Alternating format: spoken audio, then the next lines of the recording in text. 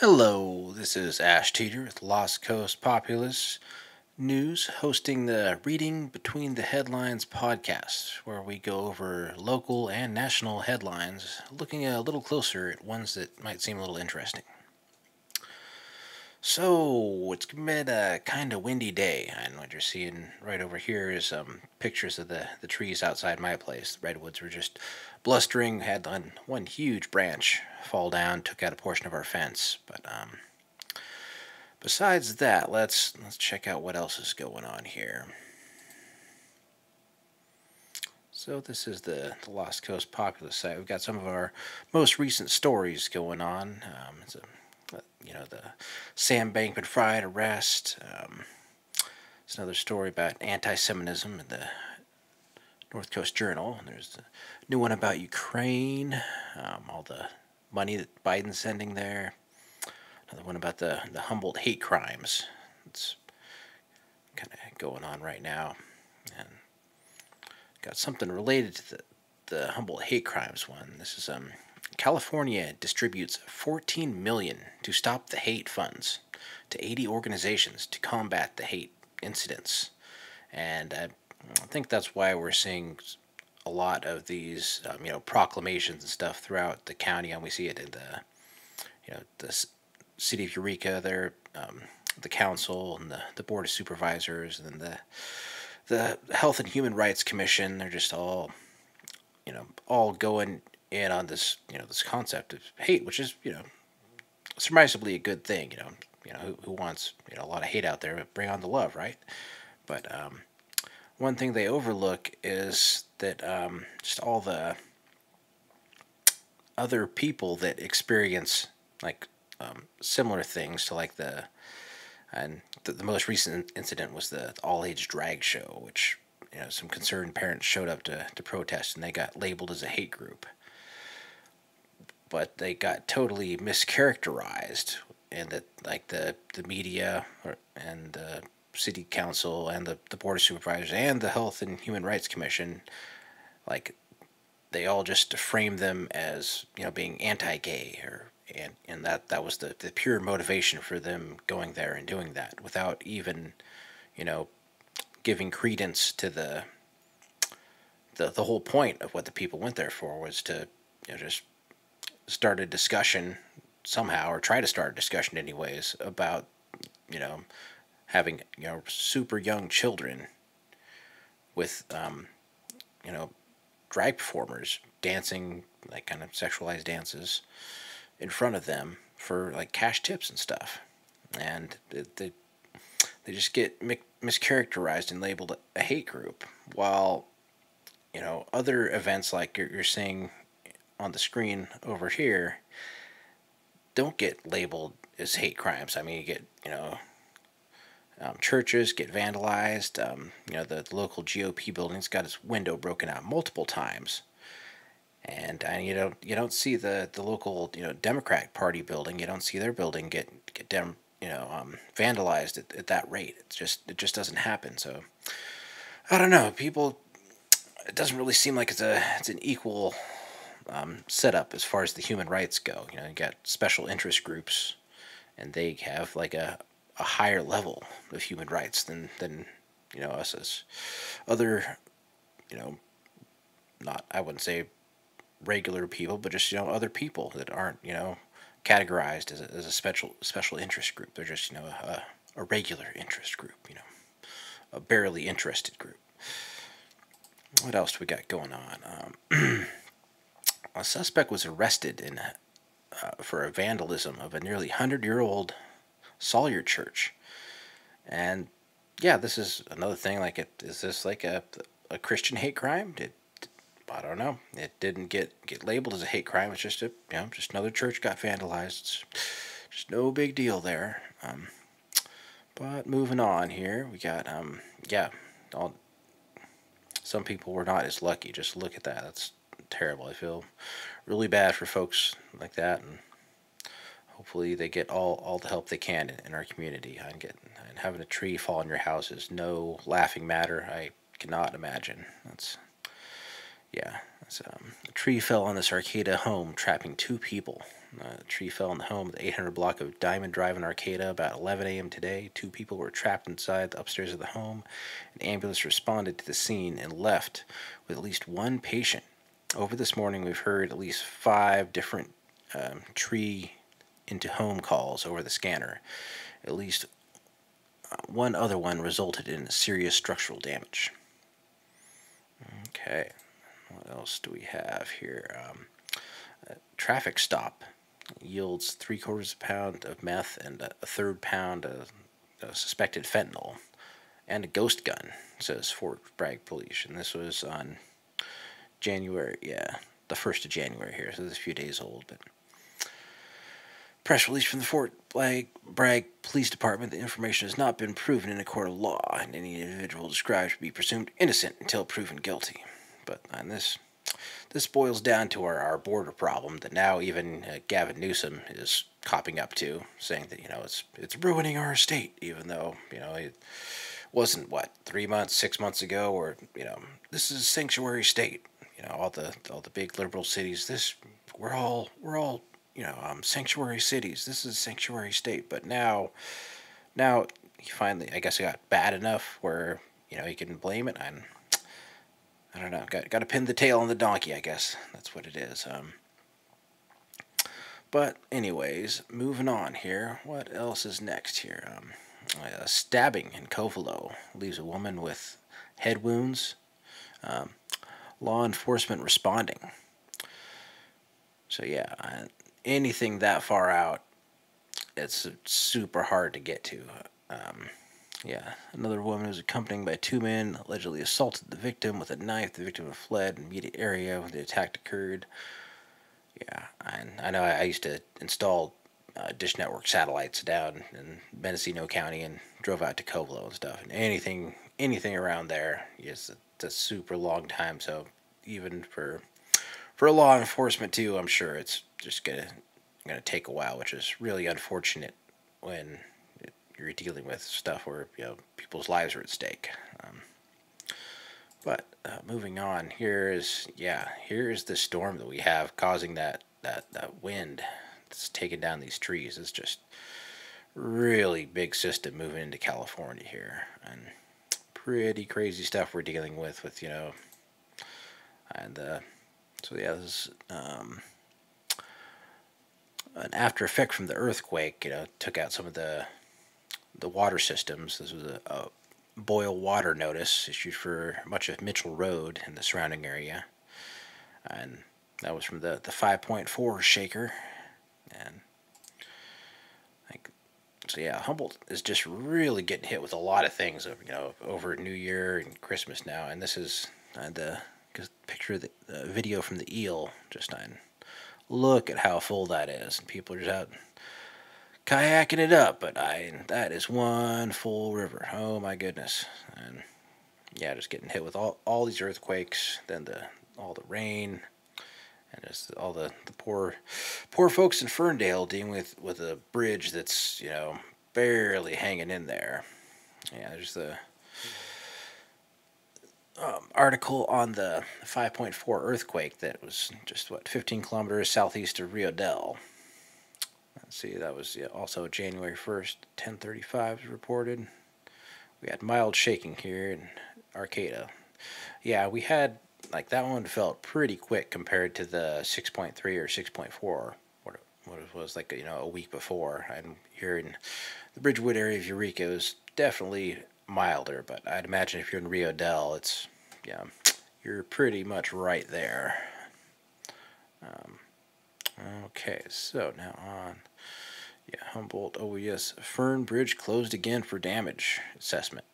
Yeah, so that was right after the 5.4. And just after 10:30 a.m. on Sunday, January 1st, a magnitude of 5.4 earthquake occurred approximately 30 miles south of Eureka.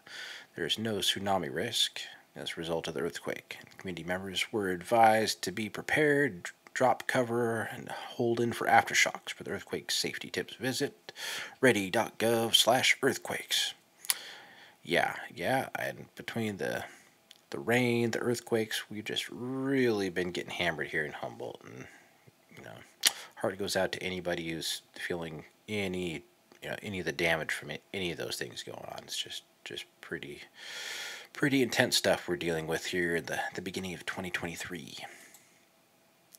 Okay, I've got here the wet weather in California floods roads, leads to landslides and outages. Yes, it does, and increased snowpack. It shows Buffalo, New York neighborhoods covered in snow following winter storm. So I guess it's not just here. The whole nation's getting hit with different stuff. I remember it was only a couple months ago when it was Florida getting hit with hurricanes, and I got a buddy who lives in Iowa, and he's pretty sure he's had tornadoes in his neighborhood this year. So there's, anywhere you go, I don't know if there's a safer part of the country with one natural disaster or another. Yeah, peak gusts from 30 to 50 miles an hour. Okay, well that was a little bit ago before we got our 70 to 100 mile an hour wind gusts that we got going with this current system in here. So yeah, California's snowpack, it's near a decade high. What does it mean for the drought? This is with all this rain, you kind of wonder how long they're going to be, hanging on to the drought thing. It switches from the global warming to now it's just climate change. So no matter what it does, it's because of human impact. Even though there's a broad spectrum of other things, and the effect that the sun, like our sun, it goes through like massive changes, and that has a scientifically proven large effect that is not typically weighed into the scientific climate crisis community anyways. And it's all to push this agenda here, the good old electric cars, where they want to ban gas-powered vehicles in California by 2035, or at least that's the plan. But then there's no real plan for implementing it. It's kind of just another cart before the horse situation, where we got these electric cars that and people are having them not charge when it's cold, and then also there's issues with them spontaneously combusting sometimes. Like the one story we did at Nationalist Populist was about the buses that the city of Eureka bought. They're a hybrid, but they use the same batteries, so they are vulnerable in that respect. But that brings us to the last little section in our local segment here, and this is going back to the city of Eureka and their vaccine mandate. And this is a story I did on it. Just a few months ago in October here is their 1-year anniversary for the mandate, but I guess there's good news on that front. They finally dropped their mandate, and we heard it from a anonymous or a source who was verified but wanted to stay anonymous, that they got a memo in there and they dropped it. So it kind of leaves us wondering what exactly Miles Slattery's, what his reasoning is, because he was pretty vague on it when I did a little interview with him. He wouldn't give exact reason, why what it would take for him to drop the mandate, because that's what I'd found out after I did some digging, is that it wasn't even the Eureka City Council that was in charge of it. It was all just left up to Miles Slattery, this unelected city manager. So, anyways, with that, we will move on to another little segment here. But right after a little snip about Las Coast Populist products. So go ahead and check this out, and then we'll do a little clip about Miles Slattery and what his motivations might have been to actually finally end the Eureka City COVID vaccine mandate after, not ending it for 2 years now. But anyways, back after this. Are you tired of the woke local media? One way you can support Lost Coast Populist is by purchasing our stylish clothing and accessories. Every purchase helps us keep fighting the good fight and leaves you as a beacon of the growing patriot ideology within our community. A confirmed source that wishes to stay anonymous recently shared information about the city of Eureka deciding to drop its vaccine mandate for the new year. While we are all thrilled that they finally decided to do the right thing after 2 years of doing the wrong thing, we are left wondering what finally changed Miles Slattery's mind. In a previous interview, he was rather vague on any exact criteria he might have. He did say he put a lot of stock in the directors of the Department of Health and Human Services, so perhaps they made the recommendation. Or maybe Miles started paying attention to the growing number of athletes and celebrities who have died suddenly. Or the announcement by the NIH of the correlation between COVID vaccines and blood clots.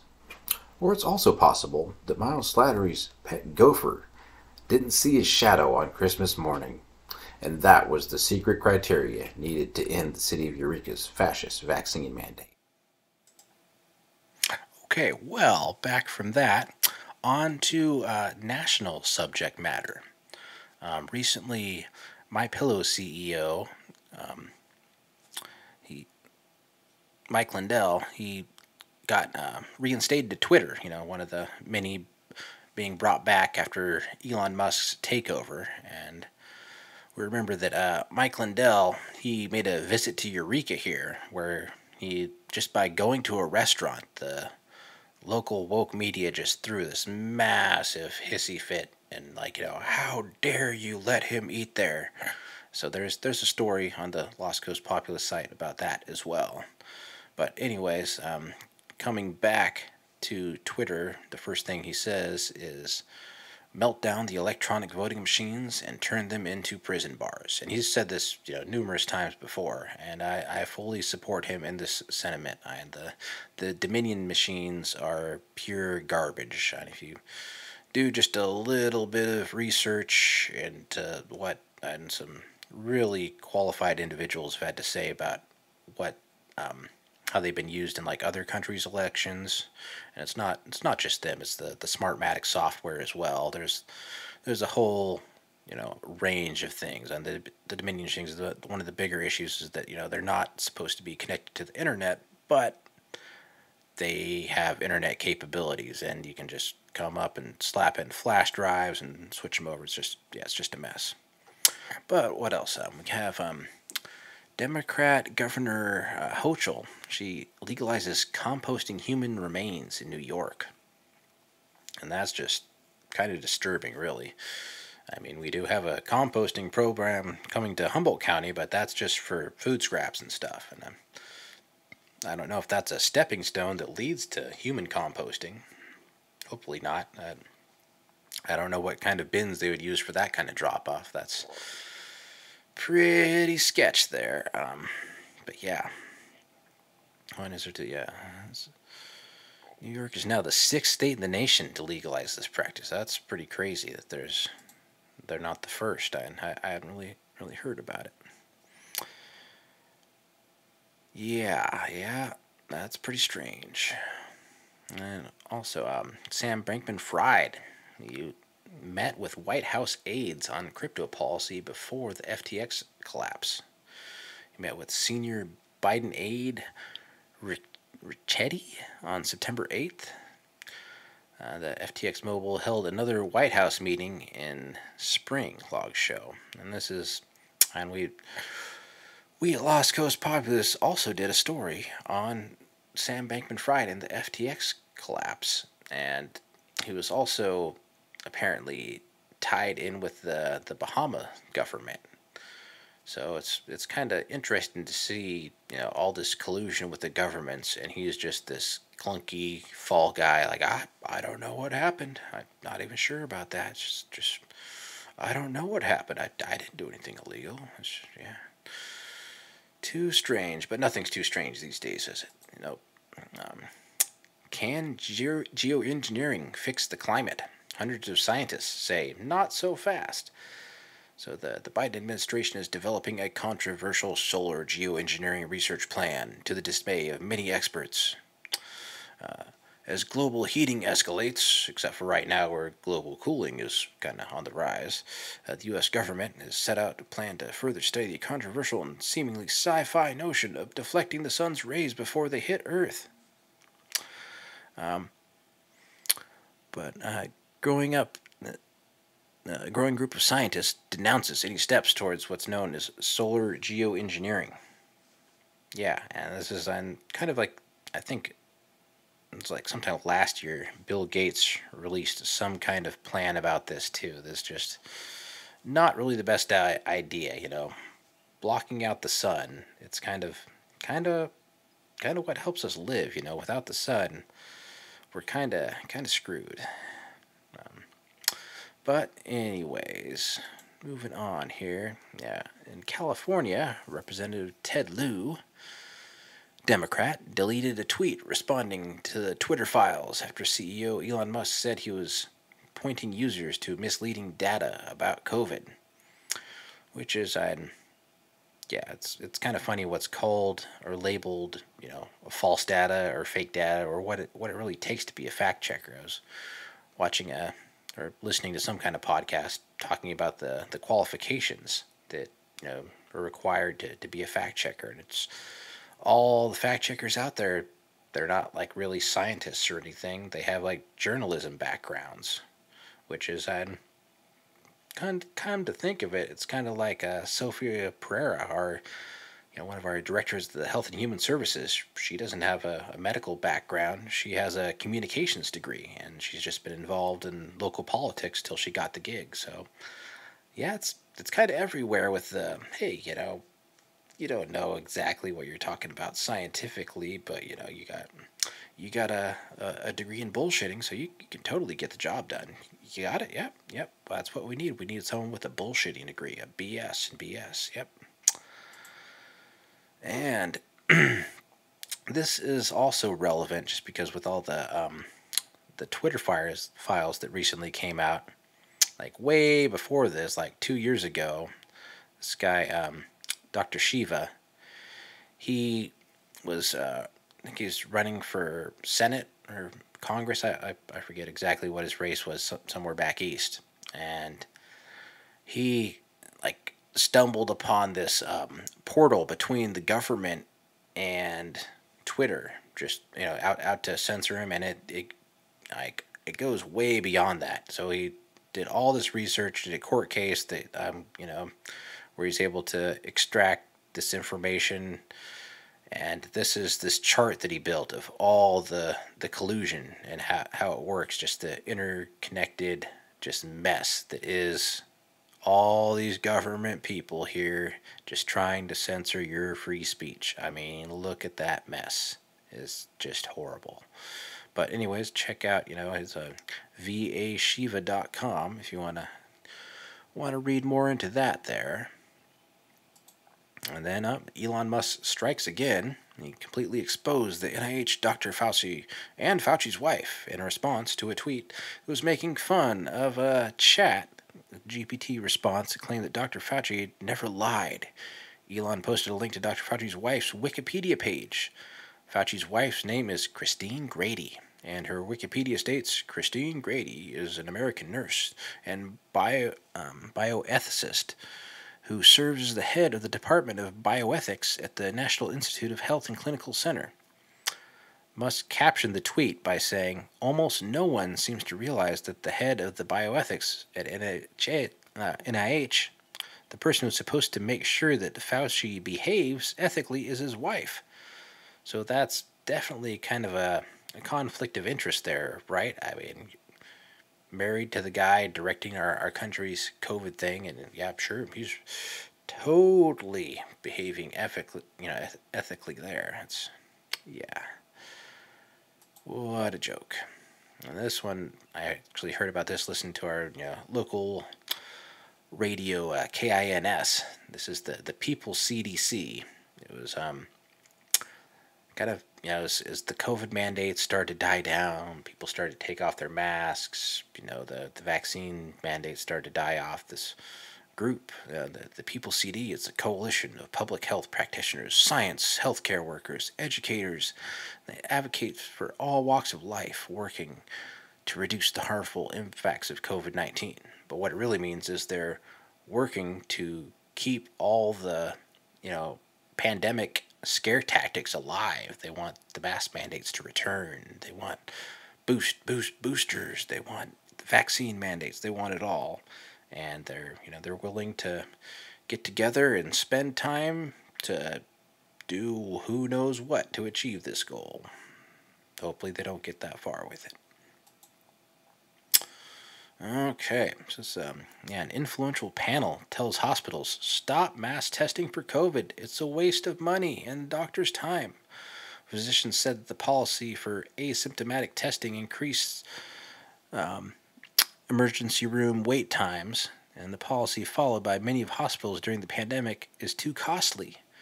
Testing should continue for people with compromised immune systems, they say. Well, yeah.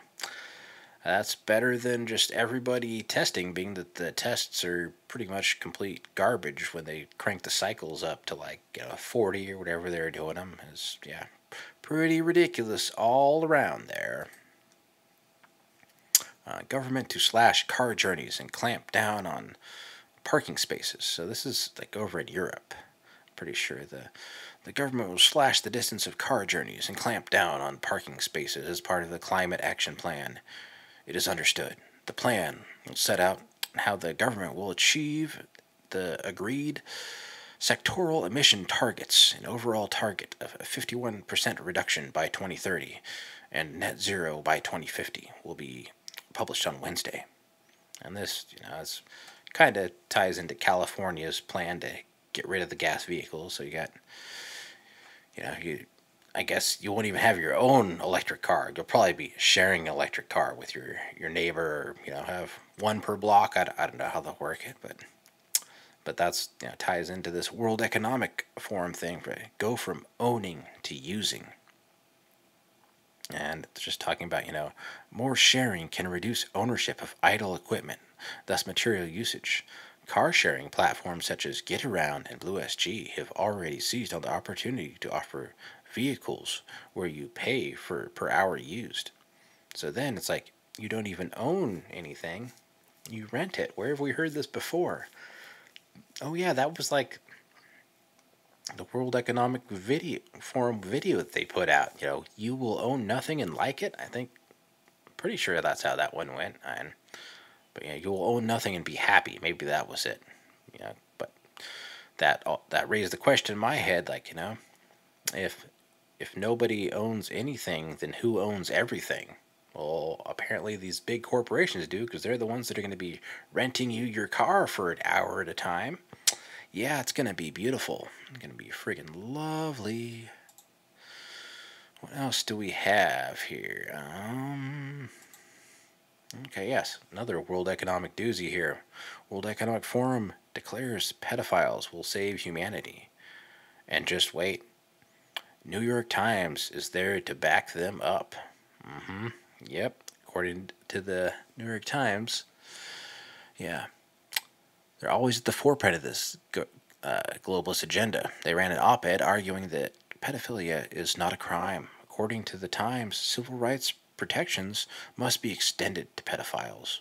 Without legal protection, a pedophile cannot risk seeking treatment or disclosing their status to anyone of support. So they automatically say his. I think that's kind of sexist, personally. It could be.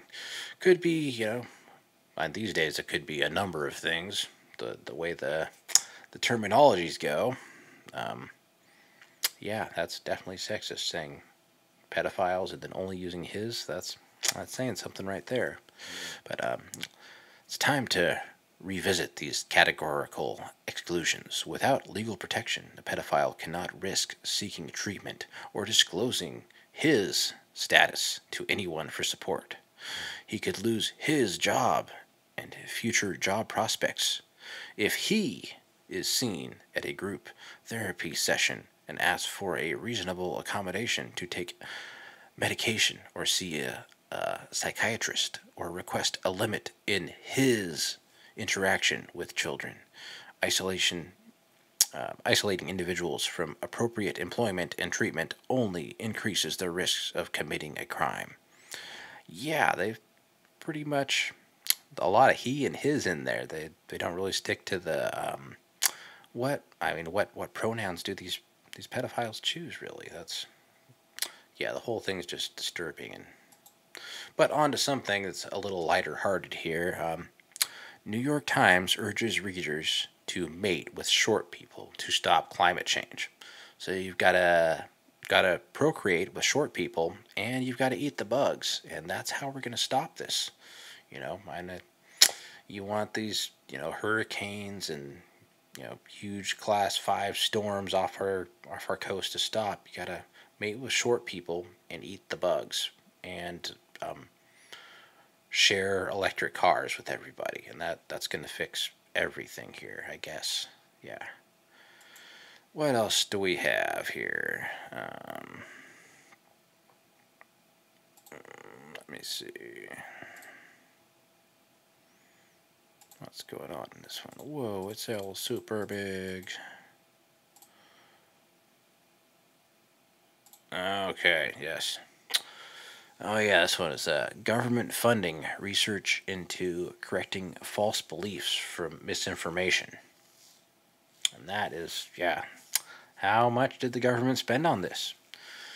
The U.S. government is funding research on how to correct false beliefs held by Americans in partnership with fact checkers. The same fact checkers that just have degrees in journalism. But yeah, due to the alleged spread of misinformation online, War Room can reveal. So this is launched on July 7th, 2021. The grant from the National Science Foundation, NSF, is titled, How False Beliefs Form. Yes, how do they form? And how to correct them. The project originally allocated $444,345 to a Vanderbilt University Associate Professor of Psychology and Human Development, Lisa Fazio. But since its inception, it has amounted to over $500,000 in funds to the researcher. But yeah, so that's $500,000 to research how to brainwash people, I guess, into not, getting rid of these false beliefs, quote unquote. But that is the end of our national segment here. And before we move on to something else, we have a little blip from Lost Coast Populist here, and then we will be right back with our final segment here. So, back in a second. Now this. You own a business who might benefit from reaching a unique target audience of freedom-loving Humboldt citizens? If so, consider advertising with Lost Coast Populist. We have a growing number of options on our website and podcasts that might be right for helping you grow your business to a new customer base. Our team of skilled designers can even help you craft an advertisement that truly catches the eye. Okay, so we want to end the show on something a little lighter today here. So we're going to talk about the Brunson case that's set to go before the Supreme Court. And it's definitely an interesting case here because it's pretty much based off of, I don't know if you remember Ted Cruz. He had pretty much called for Congress at the time of the January 6th original happenings and all. It called for them to investigate. Just take a little break here. There's all these claims of election fraud. Let's just calm down, take like 10 days, investigate things, and see if there's anything to it. And then the January 6th thing happened, and everybody, the narrative formed that, if you're arguing, if you're saying anything about that, then you're an election denier, and you're a terrorist, you're a MAGA extremist. Go put on your tinfoil hat and go jump off a bridge, blah blah blah. But this case is based on that, and it pretty much calls that, like, all the people that in Congress, and also Mike Pence and even Joe Biden, that, like, by not granting that 10 days to investigate what's going on, that they are guilty of treason. And it's just a really interesting case because, like, unlike a lot of these cases, like, the Supreme Court actually swooped it up. And it seems like they're all over this, and there's going to be what sounds like something to it happening by, what do you know, January 6th again. So, anyways, I'm going to put on another clip here that is one of the people filing it. This is from Loy Brunson. And this filing you're seeing in the imagery is Randall J. Brunson. I'm pretty sure they're like brothers or cousins or something. But anyways, here's a clip with a little more detail on what's going on here. Go ahead. You want me to continue? Yeah, go ahead and continue, and Juan will just Okay, join. so the federal court tried to keep me from even filing the lawsuit. They allowed it, and then they blocked it, and we had to sue the federal court, basically. We took them to the 10th Circuit Court of Appeals with a petition for writ of mandamus, which is a complaint. And then we actually sued both courts, federal and the 10th Circuit Court and state court, to get them to unblock my case. After that battle, they finally not only unblocked my case, but they filed it for me, and they ordered the clerk of the court to issue 388 summonses.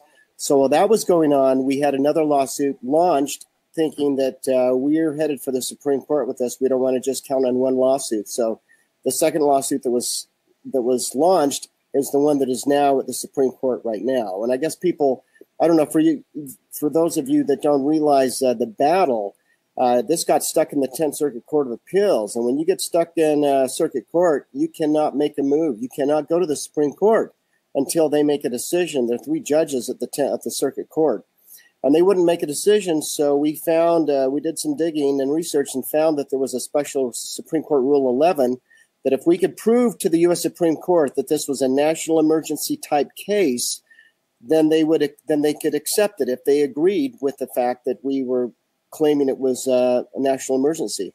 So we sent it off to them, and within about 5 days, we received a phone call from the Supreme Court telling us that they had accepted it, that they were decided to accept it without going to the 10th Circuit. In other words, accepting this as a national emergency case. This is one of the nuances of this case that makes it different than any other case. The last time the Supreme Court allowed a Rule 11 emergency case was back in the 70s. And that was a petition presented by the U.S. government with their counsel. So this has never been done, ever. A Rule 11 case accepted by the Supreme Court until this specific case. And then for them to contact us and ask us to insert certain documents into the case that they wanted. And so we did that. And then to ask for it to be expedited, to get it to them as quickly as possible. And then sent us documents asking us to get a waiver sent to the U.S. Attorney's Office, asking them to waive their right to fight this petition with an opposition. And then they eventually, the U.S. attorneys are eventually relieved of their duties, and the U.S. Solicitor General takes over and files that waiver, waives their last-ditch effort right to oppose this petition before it goes into conference. So, and then after that, it being docketed for January 6th for a conference. I want people to understand that conference is where the 9 justices get together by themselves. No one else is allowed into conference from either side. And they've been reviewing the petition that's been distributed to them, and they are to review it and then take a vote. If 4 of them vote in favor of it moving forward, out of the 9, if 5 vote against it, it still moves forward.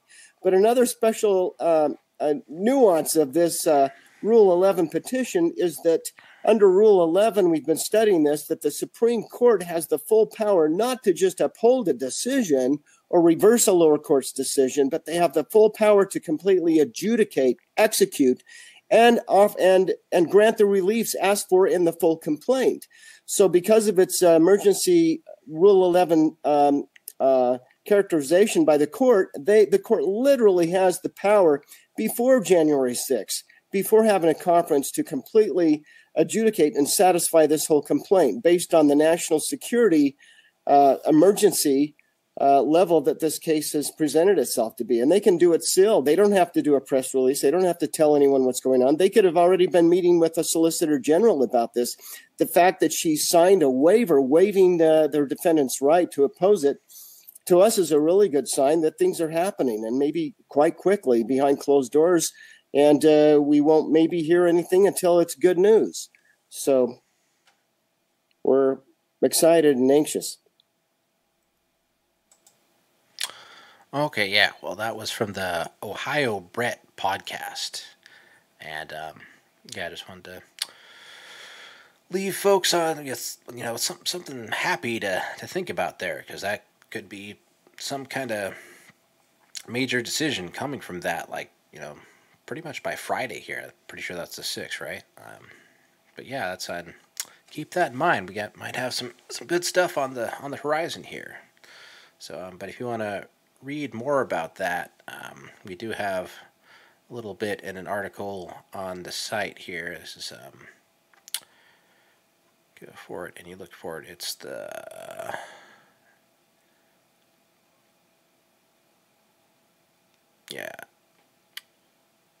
this one here. Yeah, Twitter Files Part 2 leaked. FBI shadow banned election fraud.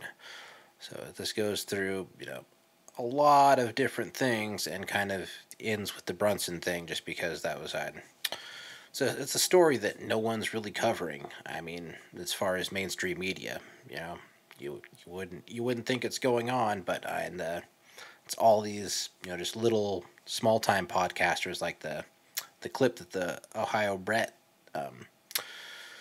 that podcast did with Brunson in there. That was I think they had I don't know, 50 or so other little podcasters. They didn't, can't show all those people on the screen at once, but that's how many were on that Zoom call, just trying to get people to write letters in to, support this case, because it's a really serious thing, because it is a national emergency. And you look at where we are now because of what happened then, it's definitely, I feel like it's an emergency. But anyways, yeah, I can look up information on how to do that and write a letter. That would be really good to do. Write a letter to the Supreme Court, and beyond that, we will, or I will, talk to you on the next episode we do here. So anyways, good luck in the new year, and I will talk to you later.